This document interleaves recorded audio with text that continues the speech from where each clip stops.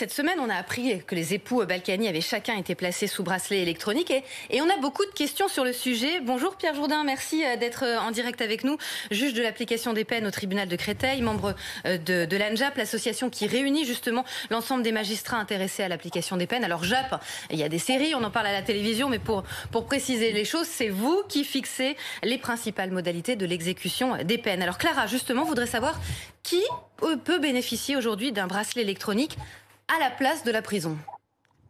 Alors, le bracelet électronique, ça s'applique pour deux catégories de personnes. D'une part, les personnes qui sont actuellement détenues et qui peuvent prétendre sortir de détention sous le régime du bracelet électronique. Et c'est pas de ça, je crois, dont il est véritablement question. Et d'autre part, ce sont les personnes qui ont été condamnées sans être incarcérées à une peine d'emprisonnement d'un maximum d'un an et qui peuvent demander, sous le contrôle du juge de l'application des peines, à bénéficier d'un bracelet électronique.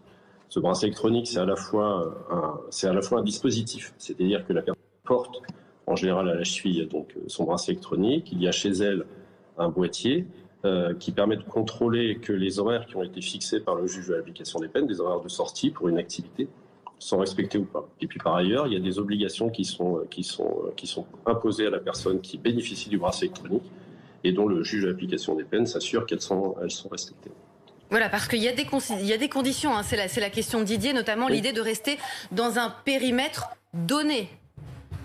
Alors, c'est pas tellement une question de périmètre, ça fonctionne pas comme un GPS. C'est vraiment une question d'horaire de sortie et de rentrée.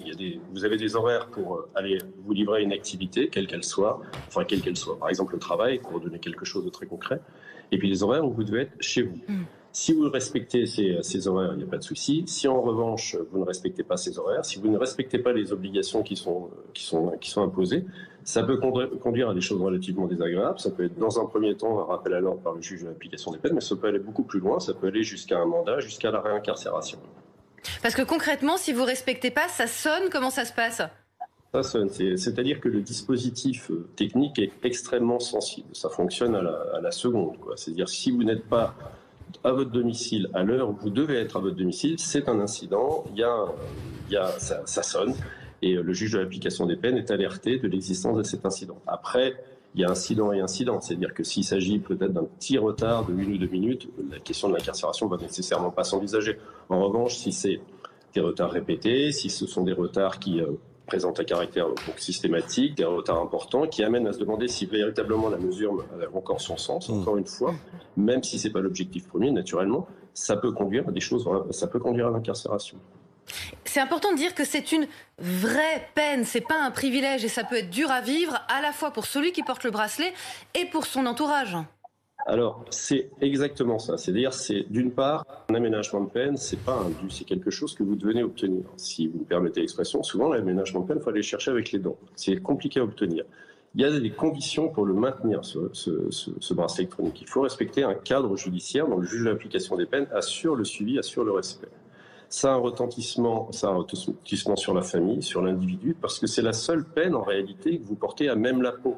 Vous l'avez en permanence à votre cheville, en permanence. C'est donc quelque chose qui, dans certaines situations, est difficile à vivre. Il m'est arrivé de voir des condamnés qui ont demandé à ce qu'on leur retire le bracelet électronique, qui préféraient retourner en détention, tellement le régime du bracelet électronique leur était insupportable. J'ai même vu des réactions cutanées, c'est-à-dire purement psychologiques, puisque c'est du matériel qui, normalement, ne réagit pas, c'est hypoallergénique. Et néanmoins, ça arrive. Et c'est très compliqué aussi pour la famille. Il faut tenir compte de tous ces paramètres. Est-ce qu'on a un ordre... Oui, c'est pas adapté à tout le monde et du coup, c'est pas forcément proposé à tout le monde. Est-ce qu'on a un ordre d'idée du nombre de personnes, demande François, qui aujourd'hui sont sous bracelet électronique ? Alors, j'ai pas la mémoire des chiffres, je les ai pas véritablement en tête. Il s'agit de plusieurs milliers de personnes. Il faut être clair là-dessus. La mesure de bracelet électronique est l'aménagement de peine le plus utilisé par les juges de l'application des peines. Et ça correspond souvent à quel genre de délit ? Là encore, il n'y a pas de... c'est difficile de répondre à cette question. Encore une fois, il n'y a pas de... Le principe en matière d'aménagement de peine... Mais c'est important de le dire aussi, c'est pas automatique. Non, il n'y a pas d'automaticité. Encore une fois, il n'y a pas un droit à l'aménagement de peine. Il y a des possibilités d'aménagement de peine. Le législateur, depuis des années, essaie de favoriser l'aménagement de peine, notamment à travers le bracelet électronique, parce que chacun sait que ça favorise énormément de choses. L'insertion, L'insertion dit le travail. S'il y a un travail, ça facilite l'indemnisation. Il y a aussi la prévention de la récidive, parce qu'avoir en permanence le bracelet électronique à la cheville, c'est rappeler aussi les faits pour lesquels vous avez été condamné.